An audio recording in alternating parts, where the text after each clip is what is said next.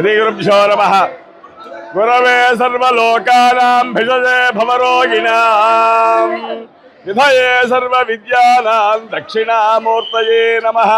नमः शिवाभ्यां नवयौवनाभ्यां परस्पराशुवर्धनाभ्यां नगेन्द्रकन्या वृषकेतनाभ्यां नमो नमः। शंकर पार्वतीभ्यां नमः।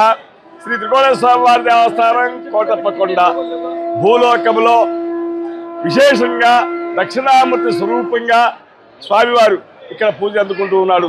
ఇది మనకి చాలా ముఖ్యమైంది. అయితే ఈ మహాశివరాత్రి సందర్భంగా త్రయాన్నిక దీక్షాపూర్వకంగా మొదలుకొని ఏకాదశి దగ్గర నుంచి ఈరోజు వరకు కూడా ఈ యొక్క త్రయాన్ని దీక్షాపూర్వకంగా కార్యక్రమం మొత్తం కూడా జరుగుతాయి. అయితే ఈ రోజున స్వామివారికి బ్రాహ్మీ ముహూర్తంలో బిందె తీర్థం తీసుకొచ్చేసి స్వామివారికి అభిషేకం ప్రారంభమైంది. తదుపరి అభిషేకాలన్నీ కూడా భక్తుల సౌకర్యార్థం కోసం చెప్పని వాళ్ళ రద్దీని దృష్టిలో పెట్టుకొని అభిషేక మండపంలో అభిషేకాలు ఏర్పాటు చేయడం జరిగింది. అదే టికెట్ మీద స్వామివారి దర్శనానికి వస్తారు. శీఘ్ర దర్శనాలు, తర్వాత ప్రత్యేక దర్శనాలు, ఉచిత దర్శనాలు, విఐపి దర్శనాలు, వివిఐపి దర్శనాలు మొత్తం కూడా క్యూ లైన్స్ ఏర్పాటు చేయడం జరిగింది. కాబట్టి భక్తులకు ఎలాంటి ఇబ్బంది లేదు. అయితే దక్షయజ్ఞంలో ద్రాక్షాయణం వారు అంతర్ధానమైన తర్వాత పరమేశ్వరుడు కైలాసం విడి ఈ భూలోకానికే తెంచి ఈ పర్వతం మీద సన్యాసి రూపంగా తపస్సు చేసుకున్నాడని చెప్పనేది మన పురాణ గాథ. అయితే ఇప్పుడు మనం పూజలు చేసుకుంటున్న యొక్క దేవాలయానికి ఉత్తర భాగమున ఎత్తైన శిఖరం మీద ఉత్తర శిఖరం అంటారు. అక్కడే ఈశ్వరుడు తపస్సు చేసుకుంది. ఈశ్వరుడు కోసం చెప్పని ఇప్పుడు మనం పూజలు చేస్తున్న యొక్క దేవాలయం దగ్గర బ్రహ్మదేవుడు కూర్చొని తపస్సు చేశాడు. అదే ప్రకారంగా ఈశ్వరుడు కోసం అని చెప్పని విష్ణుమూర్తి కూడా భూలోకానికే తెంచి తర్వాత ఈశాన్య భాగంలో ఆ శిఖరం మీద గద్దలబోడు అంటారు. అదే పాప విమోచనేశ్వరాలయం అని చెప్పి అంటారు. అక్కడ కూర్చొని తపస్సు చేశాడు. త్రిమూర్తుల యొక్క కూటమి అద్రి మీద జరిగింది కాబట్టి త్రిమూర్తుల యొక్క కూటమి అద్రి మీద జరిగింది. త్రికూటాద్రి పర్వతము దీని పేరు. అయితే మూడు చోట్ల కూడా ఈశ్వరుడిగా ఉన్నాడు కాబట్టి త్రికోటేశ్వర నామధేయంగా వచ్చింది. అయితే స్వామివారికి ఇది చోళరాజుల కాలం కన్నా ముందుగా స్వయంభూ దేవాలయం, తర్వాత చోళరాజుల కాలంలో పునఃప్రతిష్ఠ జరగడం జరిగింది. అయితే ఆనాటి నుండి కూడా స్వామివారికి ఈనాముల భూములు కానివ్వండి, ధూపదీప నైవేద్యాల నిమిత్తం అర్చకులను ఏర్పాటు చేసి అన్ని యొక్క మిరాసిదారులను కూడా ఏర్పాటు చేసి ఆనాటి నుండి ఈనాటి వరకు కూడా ఈ స్వామివారికి కైంకర్యాలు మొత్తం కూడా జరుగుతూ ఉన్నాయి. అయితే భక్తుల సౌకర్యార్థం కోసం చెప్పని 99-2000 సంవత్సరంలో ఘాట్ రోడ్డు వేయటం వల్ల భక్తులందరూ కూడా రాలేని వాళ్ళందరూ కూడా వచ్చే విధంగా మార్గాన్ని ఏర్పాటు చేశారు. అందరూ కూడా వచ్చి భక్తులకి ఆ స్వామివారి దర్శనం చేసుకుంటున్నారు. కాబట్టి గతంలో కన్నా కూడా చాలా ప్రతి సంవత్సరం కూడా దినదినాభివృద్ధంగా ఈ సంవత్సరం కూడా అధిక సంఖ్యలో భక్తులు వస్తూ ఉన్నారు. వస్తారని చెప్పని ఇంకా ఎదురు చూస్తూ ఉన్నాం. కాబట్టి భక్తులకు ఎలాంటి ఇబ్బంది లేకుండా అన్ని సౌకర్యాలు చేయడం జరిగింది దేవాలయంలో. కావున ఈ మేధా దక్షిణామ స్వరూపంగా త్రికోణేశ్వర స్వామి వారిని ఎవరైనా ఈ రోజున దర్శనం చేసుకుంటారో వారికి మేధస్సు, బుద్ధి, ప్రజ్ఞ, బలము, గురుబలం ఇవన్నీ కూడా ఏర్పడతాయి. ఎందుకంటే దక్షిణామ స్వరూపంగా ఉన్నాడు కాబట్టి. అయితే ఈ మహాశివరాత్రి అనేది మహా అంటే గొప్పది, శివుని యొక్క రాత్రి, శివరాత్రి, మహాశివరాత్రి అంటారు.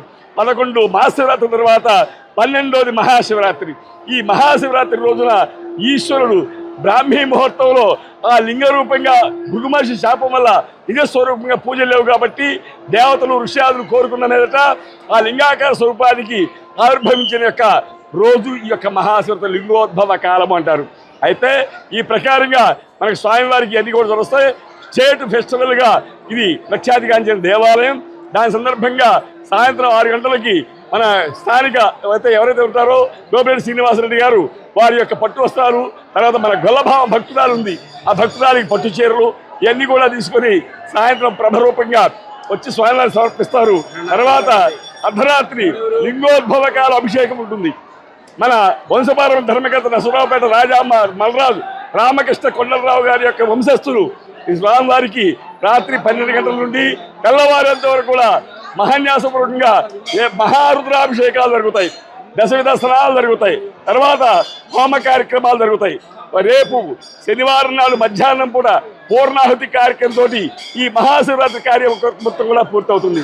కాబట్టి భక్తులు కూడా అందరూ వచ్చి ఈ స్వామివారి దర్శనం చేసుకొని తరించవలసిందిగా కోరుకుంటూ కోటప్పకొండ దేవస్థానం ప్రధాన అర్చక అప్పయ్య గురుకులు నమస్కారం. ఆంధ్రప్రదేశ్ రాష్ట్రంలోని ప్రముఖ శైవ క్షేత్రమైన శ్రీ కోటప్పకొండ క్షేత్రం నందు మహాశివరాత్రి సందర్భంగా ఈ రోజున ఉదయము బిందె తీర్థంతో పూజా కార్యక్రమాలు ప్రారంభమై శ్రీ స్వామివారికి శ్రీ త్రికోటేశ్వర స్వామి వారికి మహాన్యాసపూర్వక రుద్రాభిషేకము అనంతరం భక్తులకు దర్శనం కార్యక్రమాలు ప్రారంభమయ్యాయి. ఈ రోజున ఆంధ్ర రాష్ట్రంలోనే అత్యంత ప్రముఖ పుణ్యక్షేత్రమైన కోటప్పకొండ క్షేత్రానికి లక్షలాది మంది భక్తులు విచ్చేస్తున్నారు. భక్తులకు ఎటువంటి అసౌకర్యం కలగకుండా చలువ పందిర్లు అయితేనేమి, షామియానాలు అయితేనేమి, లైటింగ్ అయితేనేమి, మంచినీటి సదుపాయం అయితేనేమి, అలాగే చిన్నపిల్లలకు మజ్జిగ ప్యాకెట్లు, బిస్కెట్ ప్యాకెట్లు ఇవన్నీ కూడా దాతల సహకారం అయితేనేమి, దేవస్థానం సహకారం అయితేనేమి ఇవన్నీ ఏర్పాటు చేసి ఉన్నాము.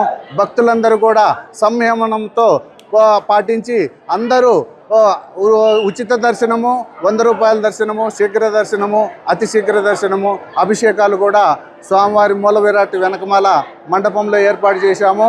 భక్తులు కొంచెం సమయం పాటించి ఎవరికి తోపులాపటం లేకుండా స్వామివారిని శ్రీ త్రికోటేశ్వర స్వామివారిని దర్శించుకొని అందరూ ఈ రోజంతా కూడా శివనామ స్మరణ చేసి శ్రీ త్రికోటేశ్వర స్వామి ఆశీస్సులు పొందాల్సిందిగా కోరుకుంటూ ఈరోజు రాష్ట్రంలోనే ప్రముఖ క్షేత్రమైన కోటప్పకొండ క్షేత్రం నందు రాష్ట్ర పండుగ సందర్భంగా ఈరోజు దేవాదాయ శాఖ మంత్రులు కొట్టు సత్యనారాయణ గారు, అదేవిధంగా మా దేవాదాయ శాఖ కమిషనర్ గారు సత్యనారాయణ గారు, గౌరవ శాసనసభ్యులు గోపిరెడ్డి శ్రీనివాసరెడ్డి సహకారంతో 30 లక్షలు రాష్ట్ర పండుగ సందర్భంగా ఈరోజు రిలీజ్ చేశారు.